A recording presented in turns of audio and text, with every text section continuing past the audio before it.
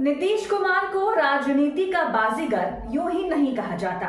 जब लगता है कि उनकी कुर्सी संकट में फंस गई है, सीएम पद हाथ से जाना तय हो गया है, तभी वो पलटी मार जाते हैं या कुछ ऐसा खेल कर जाते हैं कि कुर्सी भी सुरक्षित हो जाती है और पार्टी का दबदबा भी बढ़ जाता है। और इस बार भी कुछ ऐसा ही दिखाई दिया है। केंद्रीय गृह मंत्री अमित शाह ने 16 दिसंबर को एक बयान दिया। उन्होंने कहा कि बिहार में सीएम कौन होगा ये अभी तय नहीं हुआ है, पार्टी का संसदीय बोर्ड ये तय करेगा और जब हम तय कर लेंगे तो मीडिया को बता देंगे।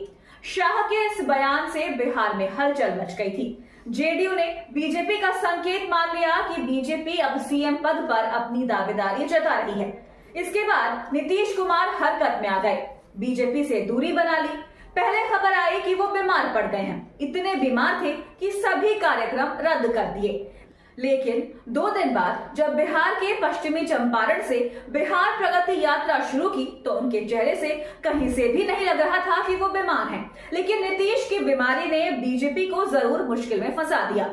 बाद में बीजेपी ने नीतीश के सामने घुटने टेक दिए, कह दिया कि चुनाव नीतीश के नेतृत्व में ही लड़ा जाएगा। जैसे 2020 में हम लोग चुनाव लड़े थे वैसे ही इस बार लड़ेंगे।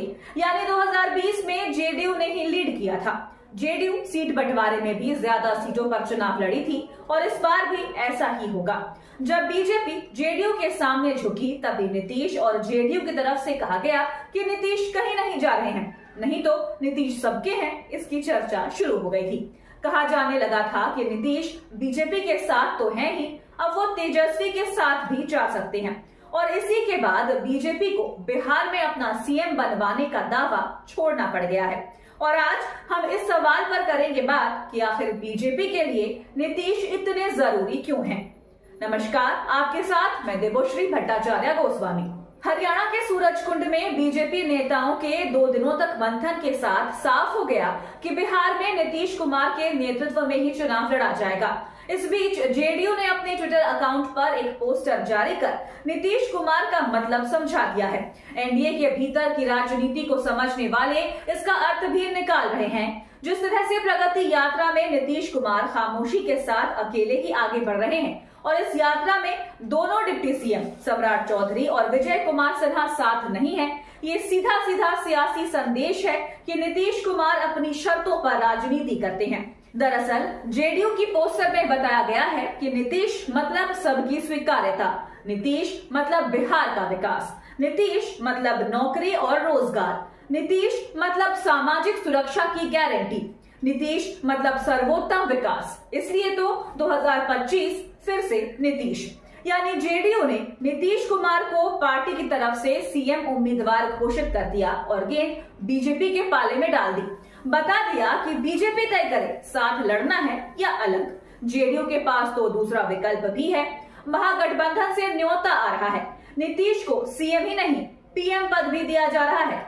इसके बाद बीजेपी की तरफ से भी ऐलान कर दिया गया कि नीतीश कुमार के नेतृत्व को लेकर कोई कंफ्यूजन नहीं है। 2025 में नीतीश के नेतृत्व में ही चुनाव लड़ेंगे। दरअसल अमित शाह के बयान के बाद से ये टकराव शुरू हुआ था और जेडीयू ने इसे चुनौती के रूप में लिया और एक पोस्टर जारी कर दिया जिसमें लिखा, जब बात बिहार की हो तो नाम सिर्फ नीतीश कुमार का हो।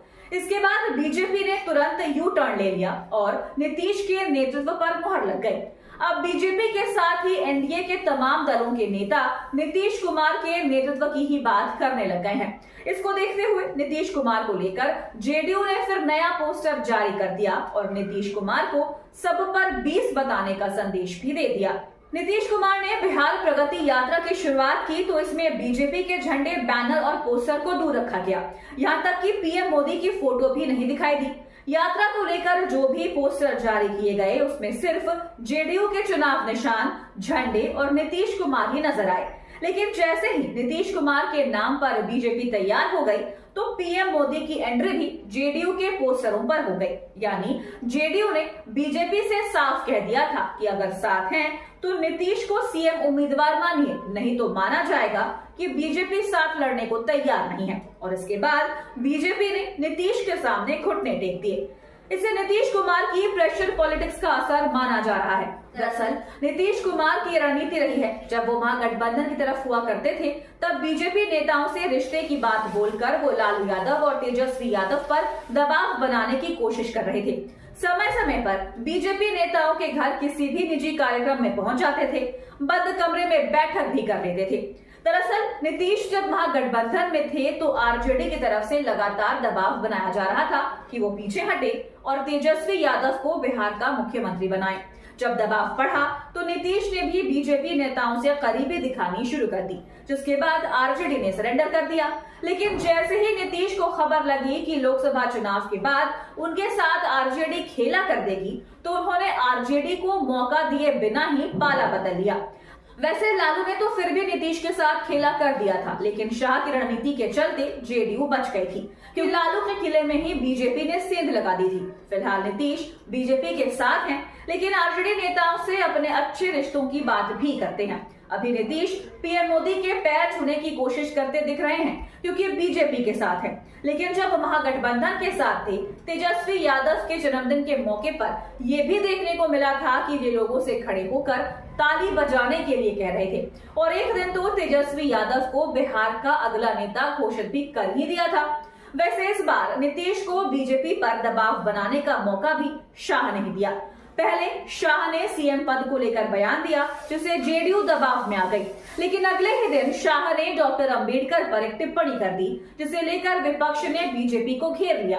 आम आदमी पार्टी के नेता अरविंद केजरीवाल ने नीतीश कुमार और आंध्र प्रदेश के मुख्यमंत्री चंद्रबाबू नायडू को पत्र लिखकर बीजेपी का विरोध करने को कहा। इसे लेकर नीतीश कुमार ने अभी तक कोई रिएक्शन नहीं दिया है, चुप्पी साध ली है, और देखते ही देखते नीतीश कुमार के फिर से पाला बदलने की चर्चा भी शुरू हो गई।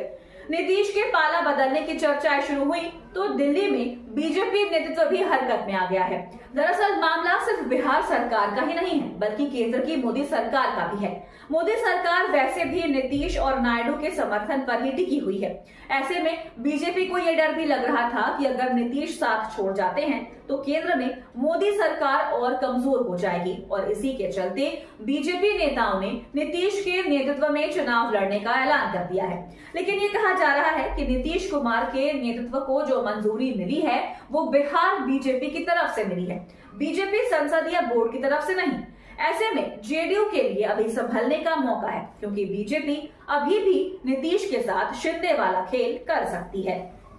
तो आपको हमारा ये वीडियो कैसा लगा, हमें कमेंट करके अपनी राय जरूर दीजिएगा। अगर आप ये वीडियो फेसबुक पर देख रहे हैं तो हमारे पेज को लाइक करें, और अगर आप ये वीडियो यूट्यूब पर देख रहे हैं तो हमारे चैनल को सब्सक्राइब करना ना भूलें, और देखते रहिए द धाकड़ न्यूज, और बेल आइकन दबाना ना भूलें।